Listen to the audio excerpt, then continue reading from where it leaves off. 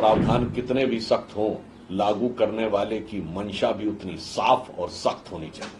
ये वही पश्चिम बंगाल की विधानसभा है जिसमें खड़े होकर उन्हीं ममता बनर्जी जी ने शाहजहां शेख का बचाव किया था। और यदि ममता जी की मंशा साफ और सख्त है तो वो कृपया बताएं कि उनके कार्यकाल में कितने फास्ट ट्रैक कोर्ट गठित हुए बलात्कार के मामलों को लेकर, कि इस आरजीकर मेडिकल कॉलेज के इस प्रकरण के संदर्भ में जिन लोगों ने कहा था कि उंगली तोड़ दी जाएगी, उन लोगों के बारे में क्या कार्रवाई की। सरकार और मोदी जी के नेतृत्व में पूरी तरीके से संवेदनशील और सतर्क है।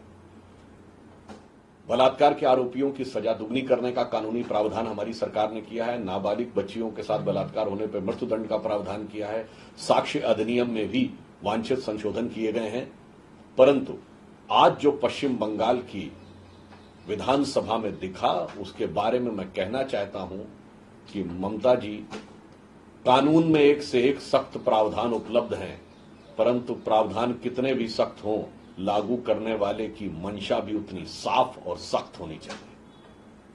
परंतु आज जो दृश्य देखने को मिला वो मन में बहुत विचित्र अनुभव उत्पन्न करता है।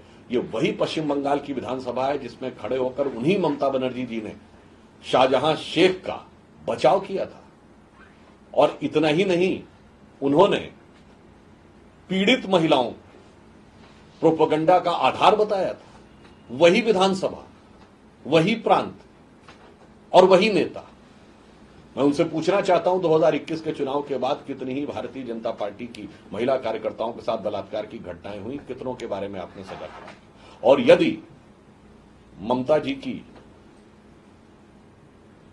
मंशा साफ और सख्त है तो वो कृपया बताएं कि उनके कार्यकाल में कितने फास्ट ट्रैक कोर्ट गठित हुए बलात्कार के मामलों को लेकर, जबकि निरंतर अनुरोध किया जाता रहा। नंबर 2, वो ये बताएं कि आज तक उन्होंने कितने केसेस में कन्विक्शन करा दिया है।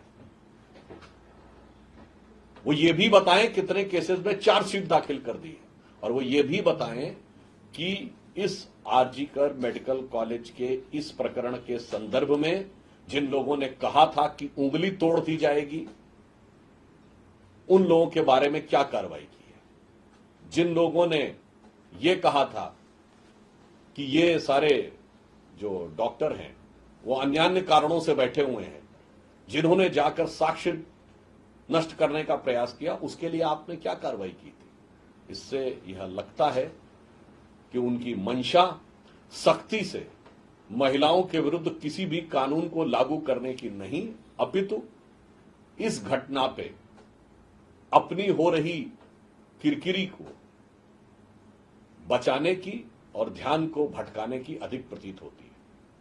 यद्यपि भारतीय जनता पार्टी हर प्रकार के उस संशोधन के पक्ष में है जो महिलाओं को न्याय दिलाने के लिए सख्त कानूनी व्यवस्था का प्रावधान करे, परंतु मैं पुनः यह बात रेखांकित करना चाहता हूं, सख्त कानून के साथ साथ लागू करने वाले की मंशा भी साफ और सख्त होनी चाहिए, जिसका बंगाल में पूरी तरीके से अभाव नजर आ रहा है।